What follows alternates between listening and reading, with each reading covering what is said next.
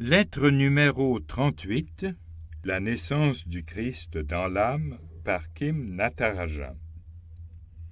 Nous avons dernièrement rappelé que pratiquer sérieusement la méditation, la prière contemplative, nous conduit progressivement dans un profond silence intérieur où l'on prend conscience de la présence du Christ en nous.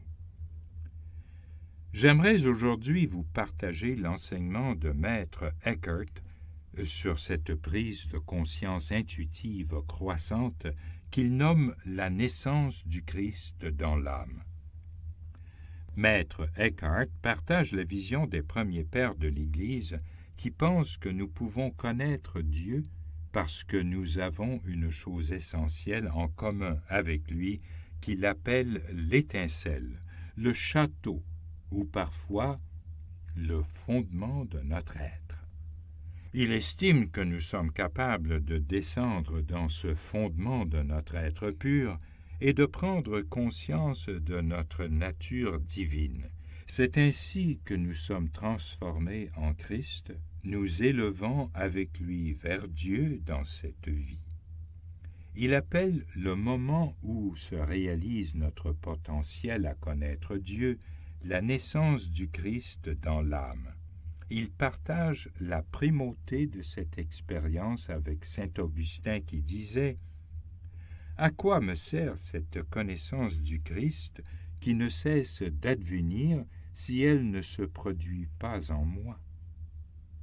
Tout ce qui importe, c'est qu'elle devienne en moi. » Un signe important de ce potentiel est le profond désir de Dieu qu'ont les hommes, déposé par Dieu dans cette étincelle au cœur de notre être.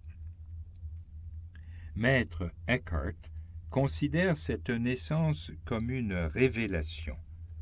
Elle va se produire si nous gardons l'esprit fixé sur Dieu. Elle n'est pas le résultat d'un effort de notre part, mais pur don, grâce. C'est à Dieu seul de faire, et vous devez le laisser faire. Comme Origène et saint Augustin, il parle de l'œil du cœur comme voie de la connaissance intuitive, voie par laquelle on peut voir Dieu. C'est une connaissance purement spirituelle où l'âme est ravie hors de toute chose matérielle, où nous entendons sans aucun son et voyons sans objet. Notre capacité intuitive à connaître Dieu, à pouvoir avoir un contact direct avec la réalité divine, c'est notre étincelle divine. Mais c'est aussi en même temps l'élément qui nous rend véritablement humains, qui nous rend capables de voir au-delà du monde créé ordinaire et de nos propres besoins et désirs, de voir les autres avec bienveillance, tout en reconnaissant que la création est vraiment une manifestation de Dieu. Maître Eckhart ne nie pas du tout l'importance de notre intelligence rationnelle qui, en raison de sa source dans l'éducation et les professions intellectuelles, est tout à fait compréhensible.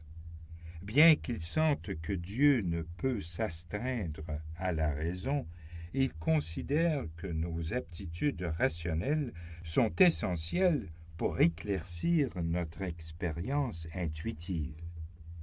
Il voit en la contemplation le mariage du mental et du cœur. L'insistance de son enseignement vient de sa conviction qu'il est nécessaire que chacun prenne conscience de ce potentiel.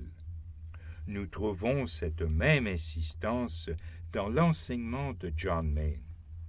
Il insiste constamment sur la répétition de notre mantra avec fidélité et désir qui va nous conduire au silence, là où nous sont donnés le don et la grâce de cette vision profonde que la vraie nature divine se trouve au fond de notre être. Rien ne décrit mieux Dieu que le silence.